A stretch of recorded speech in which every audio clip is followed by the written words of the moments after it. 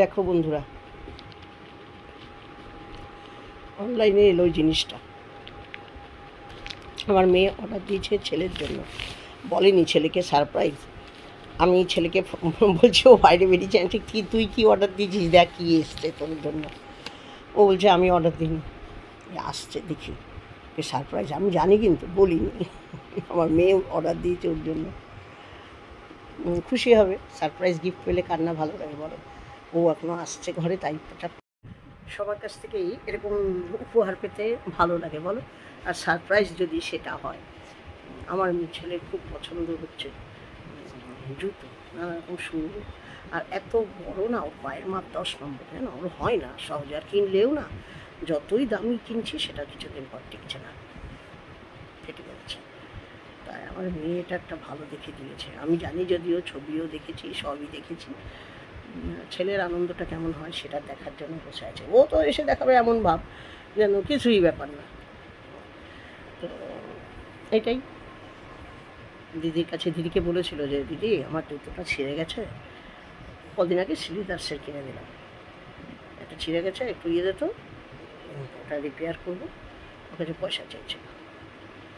তো মেয়ে তখন বললো, মা ওটাকে সারিয়ে কোনো লাভ নেই, ও সারাবে, দুদিনেই আবার ছিঁড়ে যাবে, আমি ওকে জুতোই দিয়ে দিচ্ছি, তুমি কিছু বলো না।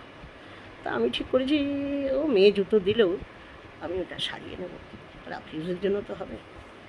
কাজে যায়, সামনেই কাজে থাকে, শোরুমে কাজ করে কম্পিউটারে, এই আর কি।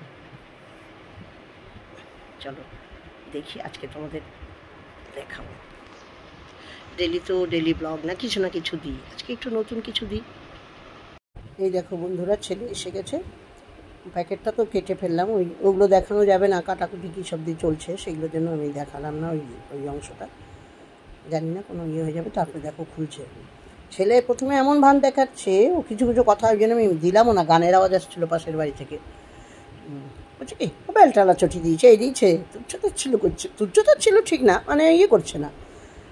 ও আবার জুতোটা খুলে কিন্তু দেখে খুব খুশি। বলছি দেখ, ও দেখে কোন কোম্পানি, কী কোম্পানি। বলছি দেখ উল্টোপাল্টা কোম্পানি কিনা,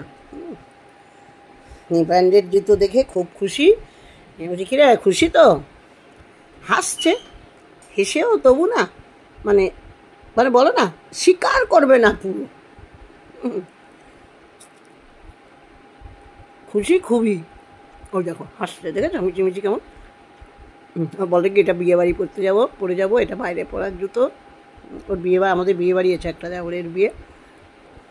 দেখ ছেলে খুশি। দিদিও মাঝে মাঝেই দেয়, যা চায় ওর দরকার হয় দিদিকে ফোন করবে, দিদি একটু ফোনটা রিচার্জ করে দে, দিদি মেলায় যাবো এত টাকা দে, এই দে। ওই দিদির কাছে আগে থেকে বলবে, দিদিও দেয়। এটাই তো দরকার বলো, আমরা তো থাকবো না। এ বললাম হেঁটে দেখ, সেটা হাঁটবে না, উনি একটা পায়ে পড়ে বলছেন আমি পুরোটা পরবো না, এই পরবো না, সেই পরবো না, এই করলো। ও দিদিকে বলে এটার এই পালিশ এনে দে, ওই দে। কেমন লাগলো তোমাদের ভিডিওটা বলো, ভালো লাগলে লাইক কমেন্ট।